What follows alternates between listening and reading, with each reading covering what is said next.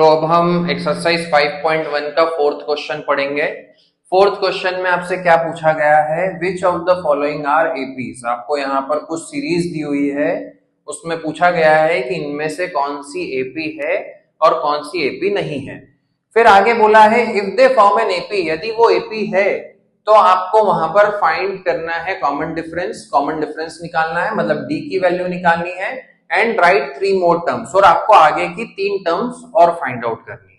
तो सबसे पहले तो हम ये फाइंड आउट करते हैं कि जो गिवन सीक्वेंस है वो एपी है या नहीं है। वो फाइंड आउट करने के लिए हम क्या करेंगे, कॉमन डिफरेंस निकालेंगे। यदि दो दो कॉन्जिक्यूटिव टर्म्स के बीच का जो डिफरेंस है वो सेम आ जाता है तो मतलब वो एपी है। यदि कॉमन डिफरेंस सेम नहीं आता है मतलब कि वो एपी नहीं है।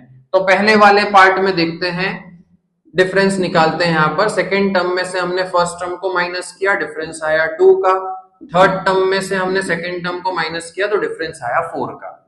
और यदि मैं फोर्थ टर्म में, वैसे तो अब आगे जाने की जरूरत ही नहीं है क्योंकि डिफरेंस सेम नहीं आ रहा है, फिर भी अपन आगे का भी देखते हैं। तो 16 में से यदि मैं 8 को माइनस करता हूं तो डिफरेंस आता है 8 का।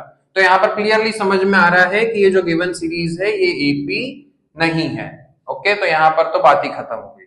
यदि एपी है तो आपको वहां पर आगे के 3 टर्म्स भी फाइंड आउट करनी है, बट यहाँ पर ये एपी नहीं है तो हमें इसमें आगे की 3 टर्म्स फाइंड आउट नहीं करनी है। अब इस वाले पार्ट में देखते हैं। यहां पर मैंने कॉमन डिफरेंस निकाला, 5/2 में से 2 को माइनस किया। ठीक है, तो क्या मैं अभी यहां पर डायरेक्टली माइनस कर सकता हूं? नहीं कर सकता हूं, क्योंकि यहां पर इसके डिनोमिनेटर में 2 है और उस वाले नंबर के डिनोमिनेटर में कुछ भी नहीं है, मतलब 1 है। तो यहां पर मुझे इसमें से इसको माइनस करने के लिए क्या करना पड़ेगा, एलसीएम लेना पड़ेगा। पूरे का डिनोमिनेटर सेम बनाना पड़ेगा, तब ऊपर वाले नंबर में से हम ऊपर वाले नंबर को माइनस कर पाएंगे। तो इसीलिए मैंने यहां पर एलसीएम लिया। 2 और 1 का एलसीएम कितना आएगा, 2 आएगा। अब 2 की टेबल में 2 कितनी बार में आता है, 1 बार में आता है। तो 1 का ऊपर मल्टीप्लाई करेंगे, 5 1 जा 5, माइनस 1 की टेबल में 2 कितनी बार में आता है, 2 टाइम्स में आता है, 2 2 जा 4। तो यहां पर डिफरेंस कितने का आ रहा है, 1/2 का आ रहा है। फिर यदि मैं थर्ड टर्म में से सेकेंड टर्म को माइनस करता हूं, 3 - 5/2, तो वापस से मुझे यहां पर एलसीएम लेना पड़ेगा।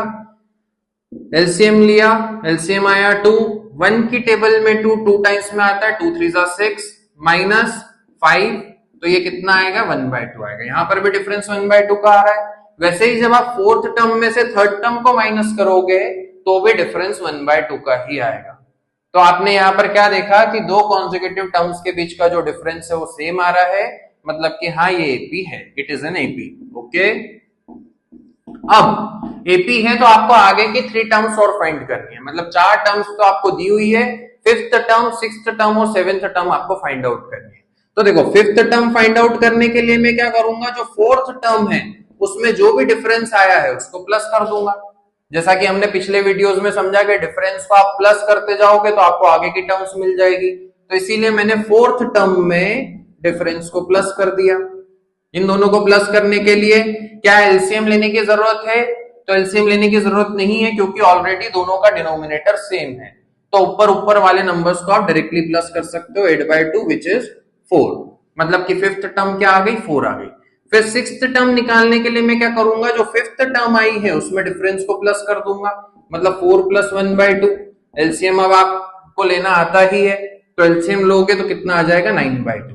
ओके, फिर 7th टर्म निकालने के लिए आप क्या करोगे, 6th टर्म में डिफरेंस को प्लस कर दोगे, मतलब 9/2 में 1/2 को प्लस किया तो ये आ जाएगा 5।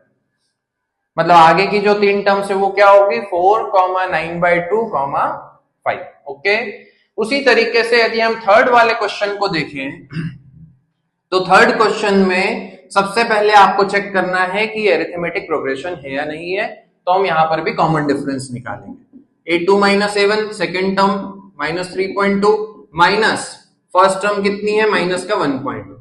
ये चीज ध्यान रखना कि सेकेंड टर्म में से माइनस कर रहे हैं फर्स्ट टर्म को, तो ये माइनस तो अपन कर ही रहे हैं और फर्स्ट टर्म में भी एक माइनस का साइन है। तो यदि उसमें माइनस का साइन है तो उसको हम ब्रैकेट में लिखेंगे। अब जब मैं इसको सॉल्व करूंगा तो ये माइनस माइनस कितना हो जाएगा, प्लस हो जाएगा। तो -3.2 + 1.2, अब क्या होगा, ये माइनस का है और ये प्लस का है, प्लस माइनस माइनस होता है, तो मतलब बड़े नंबर से हम छोटे नंबर को माइनस करेंगे और साइन किसका आएगा, बड़े नंबर का आएगा, तो यहाँ पर कितना आ जाएगा -2। सिमिलरली मैंने थर्ड टर्म में माइनस किया सेकेंड टर्म को, मतलब -3.2 को, इसको सॉल्व करने पर बीच वाला साइन प्लस का हो जाएगा और फर्दर सॉल्व करेंगे तो यहां पर भी डिफरेंस कितने का आएगा, -2 का आएगा। उसी तरीके से यदि आप फोर्थ टर्म में से थर्ड टर्म को माइनस करते हो, fourth term minus third term bracket में लिखी क्योंकि उसमें भी माइनस का साइन है, इसको सॉल्व करने पर भी डिफरेंस कितने का आएगा, -2 का आएगा। तो यहां पर हमने क्या देखा कि हर दो कॉन्जिक्यूटिव टर्म्स के बीच का डिफरेंस सेम आ रहा है, मतलब ये एपी है। अब आपको आगे की 3 टर्म्स फाइंड करनी है, तो 4 टर्म्स तो दी हुई है, फिफ्थ टर्म निकालने के लिए हम क्या करेंगे, फोर्थ टर्म में डिफरेंस को प्लस कर देंगे। फोर्थ टर्म कितनी थी, -7.2 प्लस डिफरेंस कितने का है, -2 का, प्लस माइनस कितना होता है, माइनस होता है, तो ये कितना आ जाएगा, माइनस का 9.2। ओके, उसी तरीके से जब आप सिक्स्थ टर्म निकालोगे तो जो फिफ्थ टर्म आई है उसमें आप डिफरेंस को प्लस करोगे, सारी वैल्यूज पुट करना, वैसे ही करना है जैसे ये किया है, बहुत ही सिंपल है। सॉल्व करने पर -11.2 आएगा।